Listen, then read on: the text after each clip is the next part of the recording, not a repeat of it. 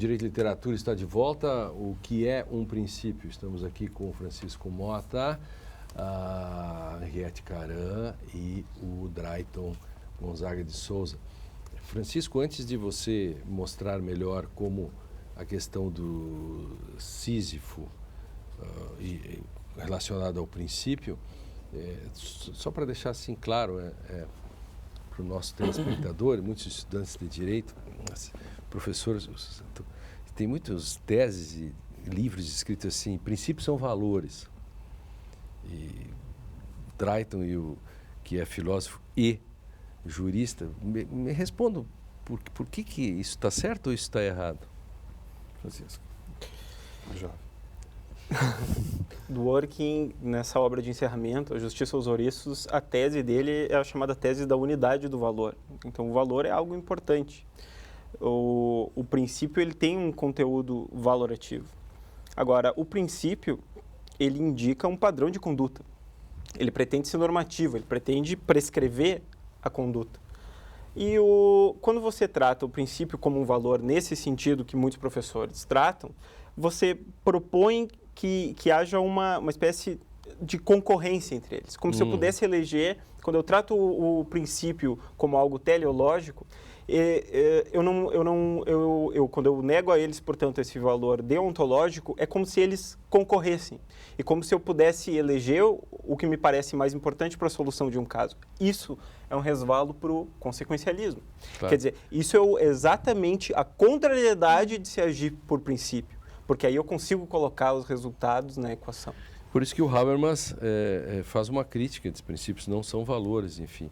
E para o nosso telespectador, quando o Francisco falou em teleológico, ele está dizendo finalístico, consequencialista. Deontológico é normativo, o que deve ser, só para deixar isso bem claro. Sim, sim. O nosso telespectador, ele de várias formações. Essa distinção é muito importante, que tu já mencionado para o Francisco, e reiterada por ti agora.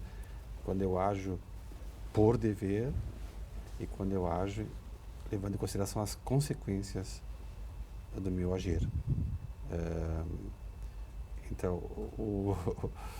o exemplo que Kant dá e que é bíblico, de alguma forma, se eu convido alguém, o exemplo por dever é amar o inimigo, porque do inimigo eu não vou esperar recompensa nenhuma. E se eu amo, prezo, aprecio o amigo, eu provavelmente vou ter algum proveito disso. Já o prazer de ter um amigo. Então, um exemplo por excelência da ação por dever e não apenas em conformidade com o dever seria a ação de amar o inimigo. Não tem motivação nenhuma. Por exemplo, quando o agente público ele concede,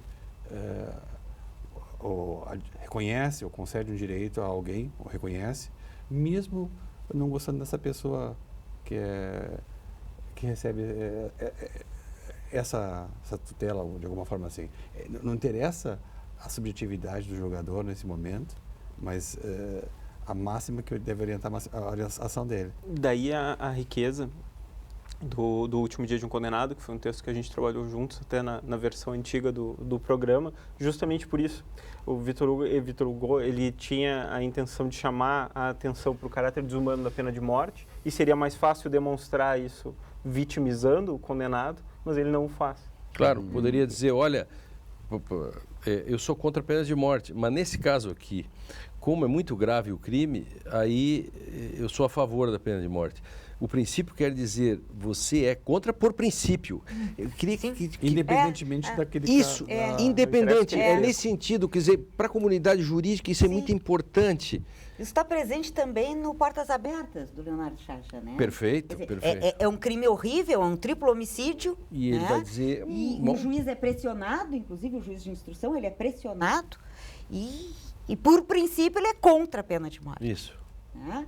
E ele leva todo o processo, toda a instrução do processo, tentando, de alguma maneira, se preservar na sua convicção de princípio. Né? E não o interesse pessoal ou a peninha.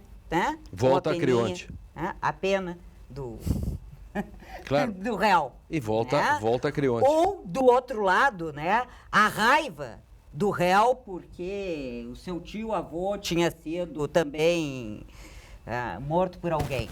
Né? Então, os dois lados aí. Serve para os dois lados. Serve para os dois lados, aquilo que tu dizia. Portanto, é sempre um eterno retorno à discussão do creonte de antigo. O outro exemplo que eu lembrei, a partir do exemplo do Francisco, que eu lembrei, foi do prisioneiro. Torturo o prisioneiro para defender a vida de um atentado em que milhares ou centenas de pessoas podem ser machucadas? Tem o direito? Qual o princípio aí? E aí, no debate sobre a tortura, isso e aconteceu na Alemanha um caso concreto há alguns anos, e essa discussão veio à tona novamente, né? Porque foi sequestrado e foi assassinado o filho de um empresário lá em Frankfurt, e o delegado em Frankfurt teria nem torturado, pelo que lembro, mas ameaçado o possível infrator. E aí, para que dissesse onde é que estava o menino, e o menino eventualmente poderia ser encontrado com vida. E aí desencadeou um grande debate na Alemanha, de novo, sobre a questão da tortura. A Alemanha tem problema com essa questão da tortura, por um histórico.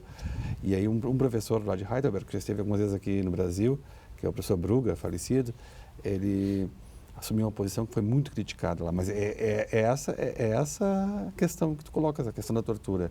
Se para eu chegar àquele meu objetivo nobre, eu vou poder usar esse meio, nesse mecanismo. E os Estados Unidos transigiram com isso depois do 11 de setembro, né? Com o Patriot Act, porque fizeram uma leitura meio larga, vedava-se a tortura, mas se interpretava o que era tortura, o que se considerava tortura de maneira... E daí, então, eu queria perguntar para vocês, então, a Constituição do Brasil, que os nossos telespectadores e ouvintes podem pegar, e no artigo 5º vai ter uma série de princípios. Um deles é vedação de prova ilícita. A vedação da prova ilícita não é exatamente uma questão de princípio?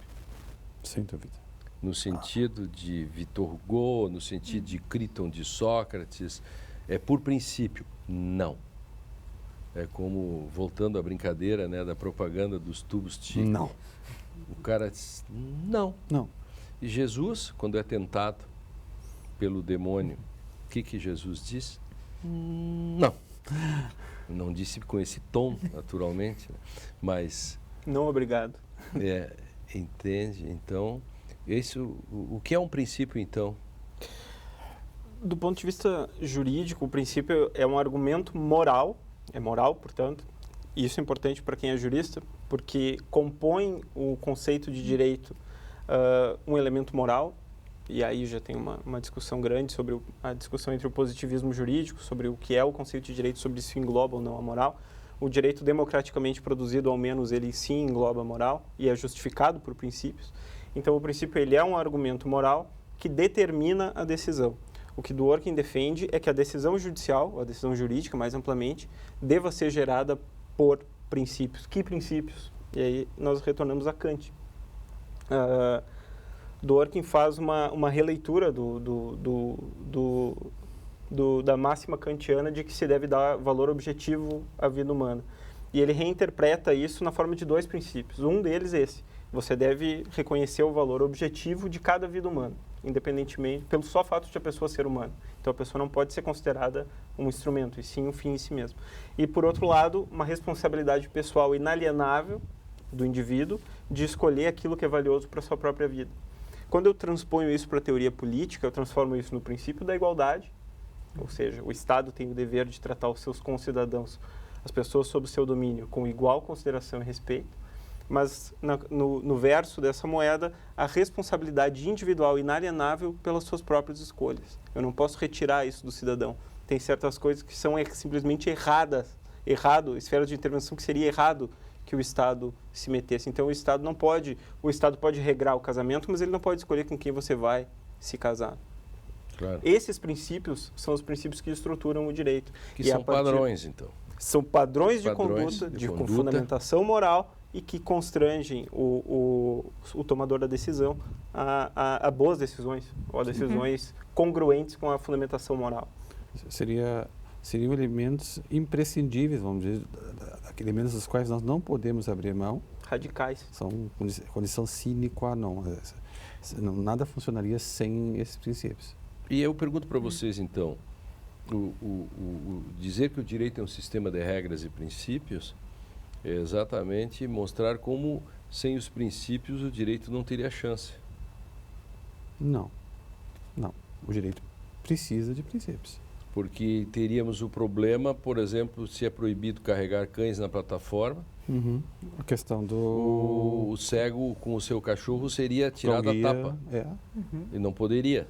E alguém com uma cabra poderia. E alguém com a cabra poderia. 2 problemas. Como é que você salva essa interpretação por um padrão?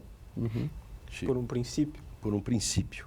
O princípio, ele orienta a sua interpretação do contexto socioprático. Então, portanto, o princípio ele não é conclusivo no sentido de que ele vai determinar um resultado em específico. Ele vai, sim, orientar a sua interpretação, que é por natureza sempre construtiva, certo. Mas ele orienta a sua interpretação em conformidade com o dever moral. Não com a moral privada, bem entendido, mas com uma moral publicamente construída. Ou seja, amplia de alguma forma o leque ou restringe o leque, dizendo Exatamente. O cego com o cachorro pode e a pessoa com a cabra não pode. Exatamente. Né? E as duas decisões corretas, resultados diferentes, mas as duas decisões são corretas porque orientadas pelo mesmo princípio.